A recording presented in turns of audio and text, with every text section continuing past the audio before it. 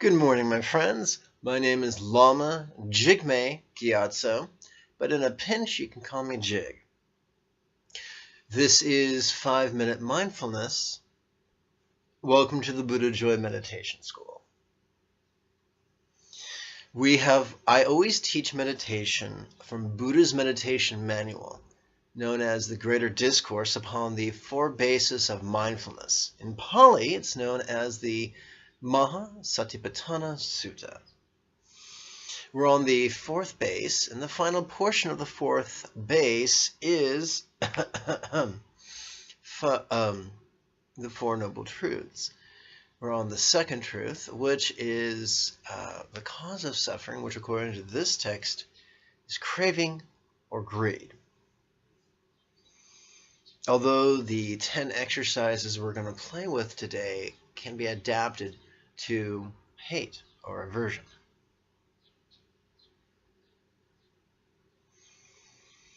We're going to, over the next 6 days, it is my intention to explore the 5 senses and the 6th sense of mind from the perspective of this set of 10 exercises.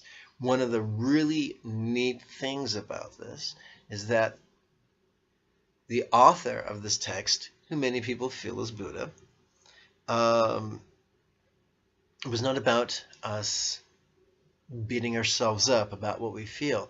Rather, just being aware of what we feel and analyzing what we feel and just letting the analysis and the awareness heal us in their own time.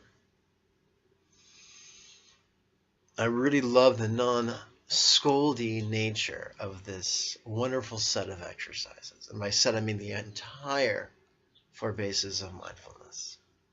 So let's dig in, and today we're going to play with body, or sensation, and of course the body that perceives sensation.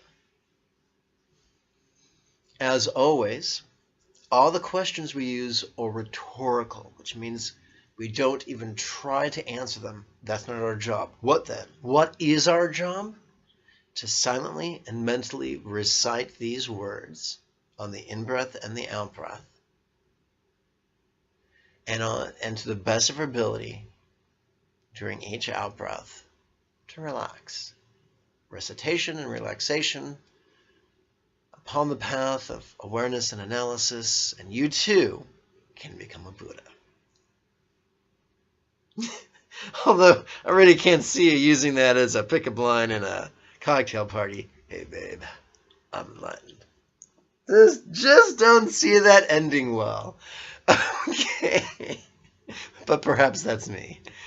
So let's jump in.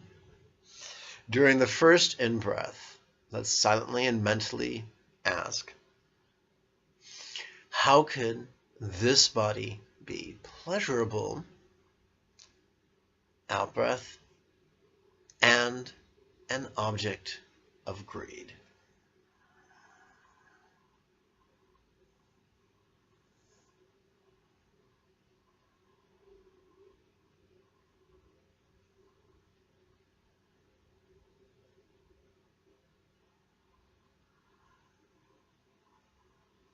Greed is just shorthand for pulling or clinging. When in doubt, I try to use words that if I have a choice of words, I'll usually gravitate towards the word with the smallest number of syllables. That creates a greater ease for mental recitation. Let's continue to the second contemplation for today. How could this sensation be pleasurable and an object of greed?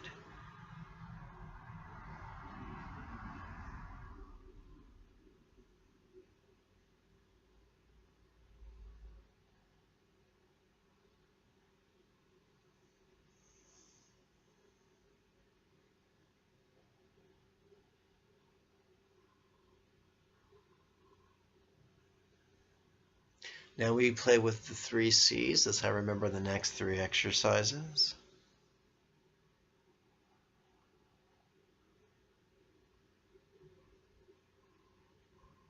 How could this body consciousness be pleasurable and an object of greed.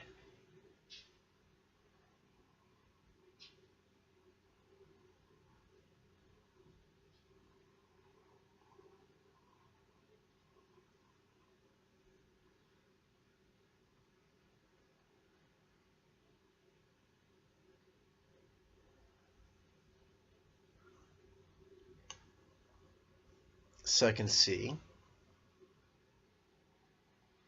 how could this body contact be pleasurable and an object of greed?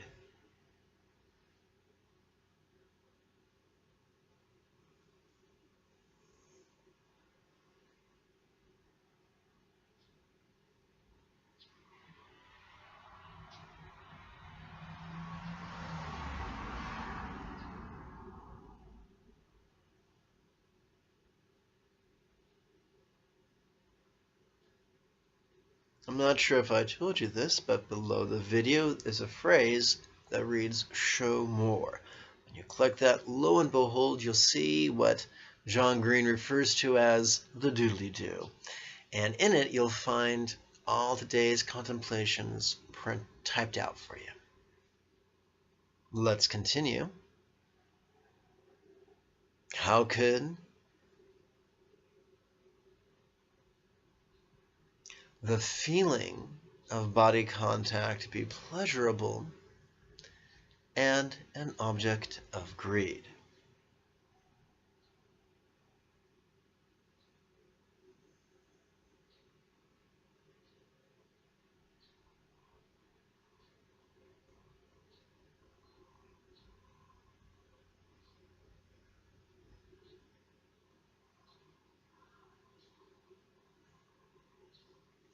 We're at the halfway mark.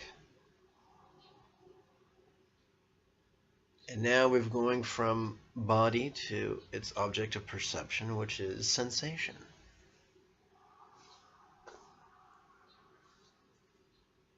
How could the perception of sensation, or how could this perception of sensation be pleasurable and an object of greed?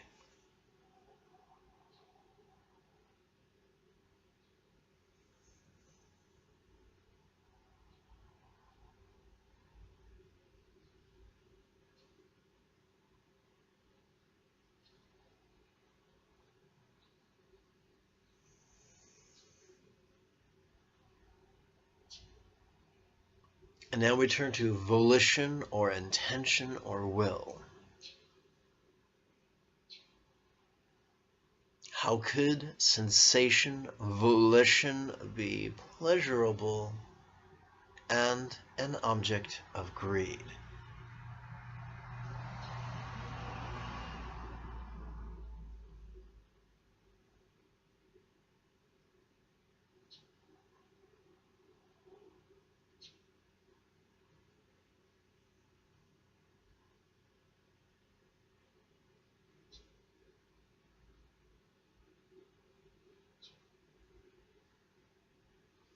In the spirit of full disclosure, the four foundations or the four bases of mindfulness is an ancient, often translated meditation manual. It is cryptic, it is ungainly and difficult to read. And most students and even scholars look at it and in the hopes of turning it into a practical set of guided meditations, they run screaming in the opposite direction. That has been my experience for numerous years. The free version of the Mahasatipatthana Sutta that I include in the doodly-doo has both an adapted version of 2 translations, and it also has the guided meditations that I wrote based on the text. I've done my best to make it really clear when something is a guided meditation as opposed to actual text.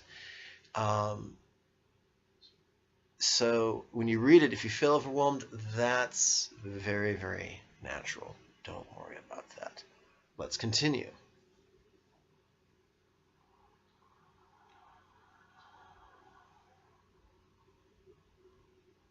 How could this sensation craving be pleasurable and an object of greed?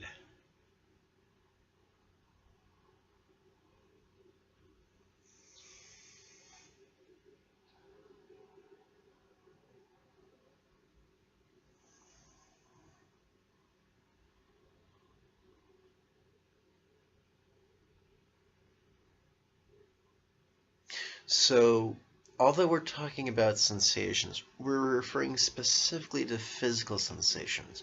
Emotional sensations will fall under the heading of phenomena that we should explore in 5 more days.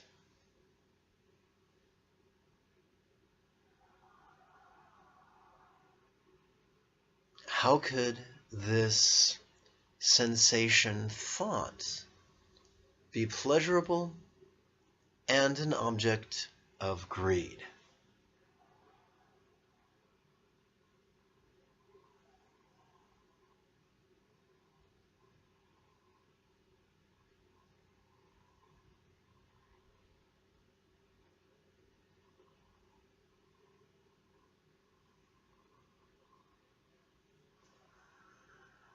How could this sensation distraction be pleasurable and an object of greed?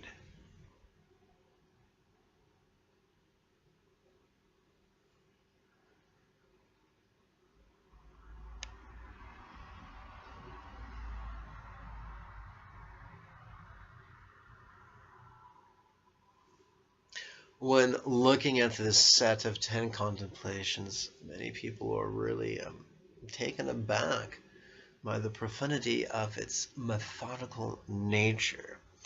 And virtually everyone who's read it has felt, well, this is ungainly. I'm going to simplify it down. I'm going to improve upon it because I'm just that smart.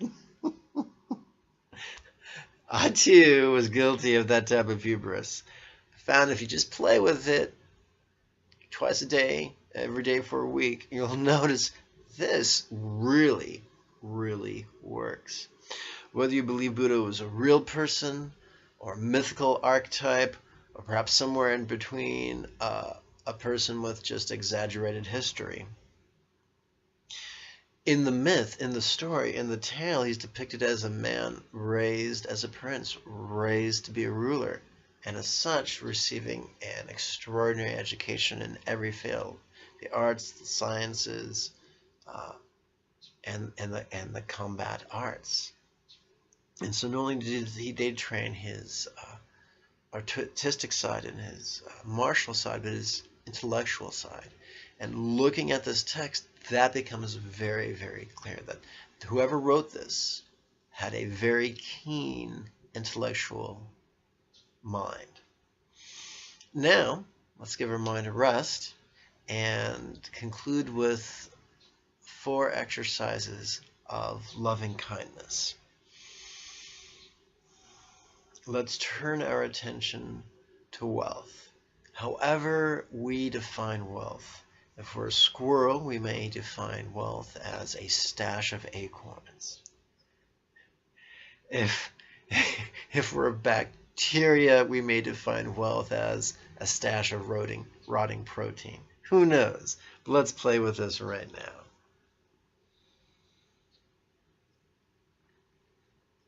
Wealth for me, relaxing. Wealth for neighbors, relaxing. Wealth for earthlings, relaxing.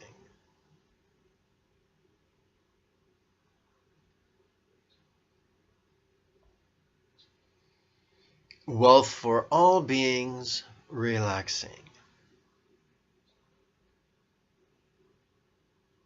I hope you've enjoyed today's intellectual workout. May you and yours be healthy and happy. Bye-bye now.